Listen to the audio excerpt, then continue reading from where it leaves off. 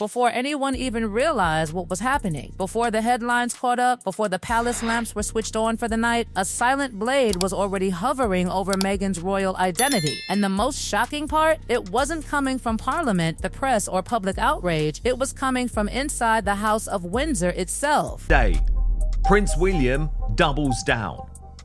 According to multiple sources, it's now a matter of when, not if, he strips Prince Harry and Meghan Markle of their royal title. Meghan Markle thinking how this woman is completely unraveling, because now she doesn't get that a royal title, it is not property. She's now threatening to sue Prince William. A strange rhythm has taken over the global spotlight, and once you see it, you can't unsee it. Every single time Prince William steps forward, coronations, diplomacy, global leadership, a familiar echo erupts from across the Atlantic. Another press statement, another interview, another desperate grab for relevance from Prince Harry. The timing is never accidental. It's loud, frantic, almost panicked. But while the cameras chased that noise, something far colder was unfolding back in London. While Meghan was busy filming Netflix confessionals and packaging her truth for mass consumption, William was moving pieces in total silence. No leaks, no tantrums, no drama. This wasn't family tension, this was institutional warfare. The kind that ends legacies with a pen, not a press conference. She is not a blood royal, so herself, she's not titled. People keep calling her Duchess Meghan, putting the title before the name. That only applies to blood royals. Behind thick stone walls at Kensington Palace and whispered corridors of Clarence House, meetings were happening that no camera ever caught. No announcements, no smiling photo ops, just cold strategy. To understand why this is terrifying for Meghan, you need to understand the split at the very top. King Charles III still believes in mercy. He's a father aching for reunion, a monarch shaped by sentiment and tradition. Tea, talks, second chances. He wants healing. William reached a brutal conclusion years ago. Mercy wasn't healing anything, it was feeding the fire. And what he's been quietly constructing could erase the very title that turned Meghan into a global brand. Not out of spite, out of survival. I do feel that actually having done it once, for years, the world watched Charles leave the door open. The olive branch never left his hand. But William watched the damage compound. Interview after interview, docu-series after docu-series, memoirs detonating trust. And the palace stayed silent, absorbing blow after blow like a punching bag wrapped in dignity. Then came the moment everything changed. A private conversation. No witnesses, no transcript, just one chilling realization. William allegedly told his father that mercy wasn't saving the family, it was infecting the institution. And once William framed it that way, there was no going back. Meghan's actually threatened that she's going to take out some sort of terrible thing if it does happen, that she won't allow that to happen. But we'll see what the fight is when it gets going. This is where the emotional fog lifts and the steel appears. Charles sees broken bonds. William sees a system being exploited. Where his father sees loved ones making mistakes, William sees a loophole threatening a 1,000-year-old structure. An institution that allows people to walk away from duty while monetizing prestige doesn't survive. It rots. And William wasn't waiting for the crown to land on his head before acting. He started rewriting the future in real time. Or any monarch who dares take her title away.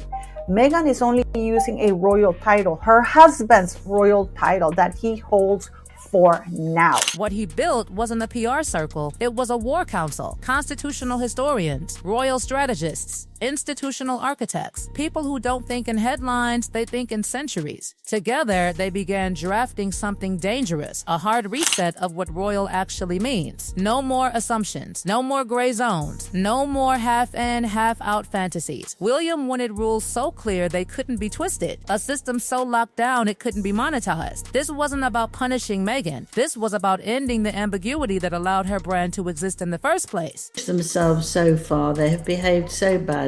They still And they're taking what happens within the royal family and smashes it. The endgame is brutal in its simplicity. Service equals status. No service? No crown privileges. Titles, security, recognition, all tethered to full-time institutional duty. Chase independence, chase Hollywood, chase commercial deals, fine. But the crown does not follow you out the door. William's philosophy slices clean. If the crown means everything, it cannot mean anything to everyone. And that single idea threatens the foundation of Meghan's entire public identity. Exclusivity is oxygen to monarchy. Dilute it, and it suffocates. The moment a duchess can sell jam on Instagram, the title becomes a novelty, not authority. William understands this at a cellular level. He's not emotional, he's surgical. And while Meghan's camp still believed negotiation was possible, William went binary. Rules apply to everyone. Like them or leave. No rewrites, no exceptions. The monarchy is not a lifestyle accessory. It's an institution with one purpose: continuity. And here's where it stops being theory and starts becoming terrifyingly real. 2 words: letters patent, boring name, nuclear power. This is the monarch's ultimate weapon, an executive order that reshapes titles, status, and royal recognition instantly. No parliament, no vote, just ink and authority. History proves it works. In 1917, King George V used it to slash royal titles overnight, and no one could stop him.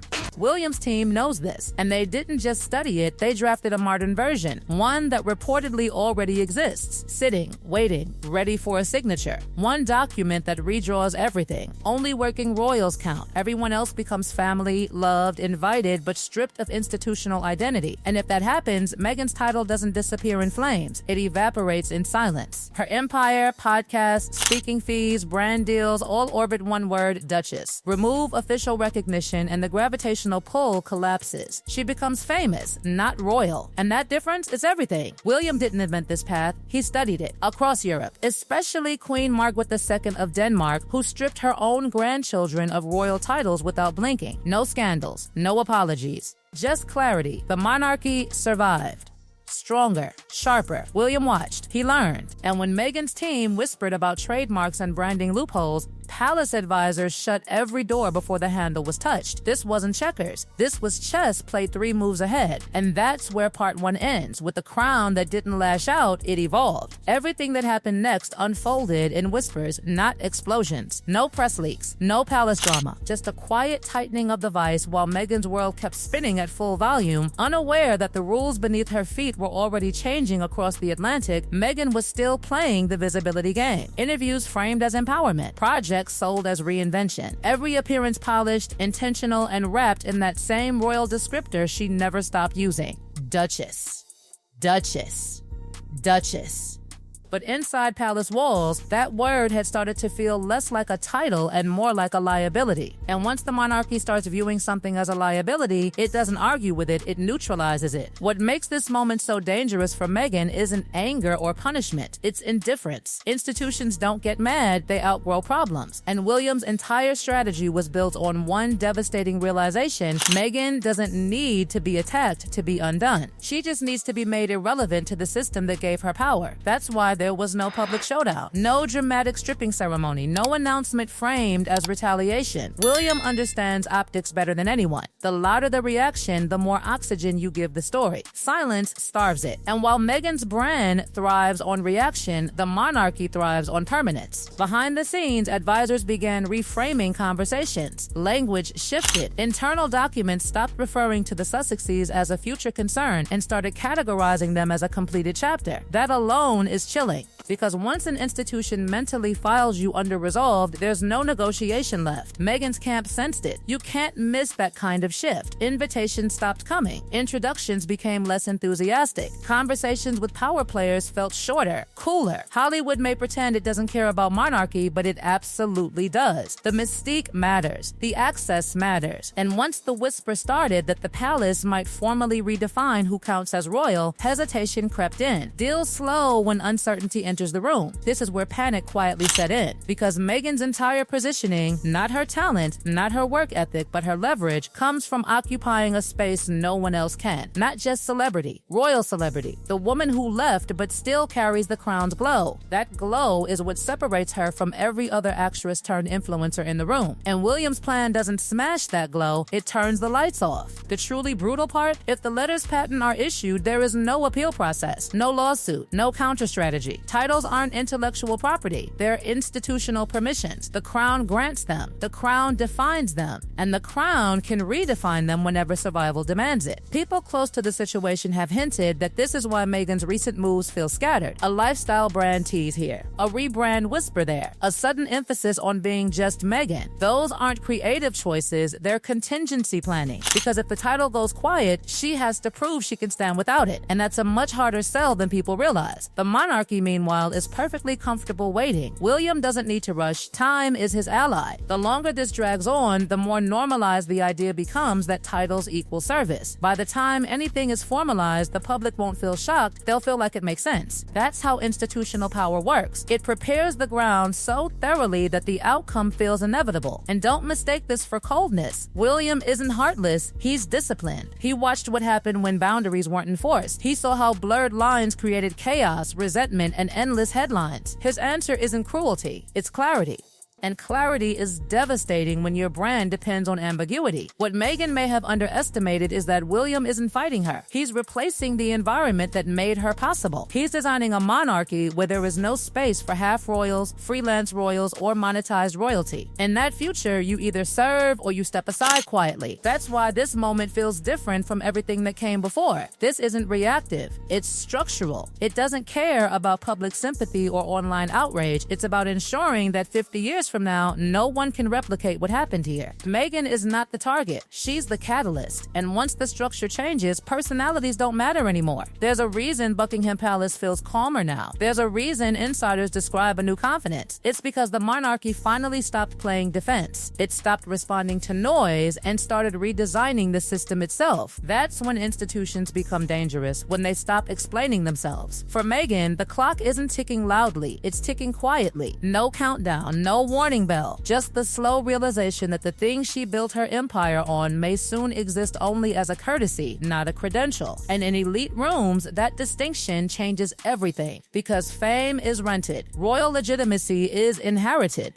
And when the institution withdraws its recognition, the market recalculates instantly. William didn't need to confront Meghan. He didn't need to embarrass Harry. He didn't need to defend the monarchy in public. He just needed to understand the rules better than anyone else and then rewrite them within the system that already exists. That's why this feels less like revenge and more like evolution. The Shadow King never raised his voice. He never leaked his plans. He never fought in the mud. He simply waited, planned, and positioned the monarchy so that when the moment comes, one signature will do what years of drama never could. And when that happens, there won't be a bang. There will be silence. And silence, in royal terms, is absolute power. Is absolute power. Is absolute power. Is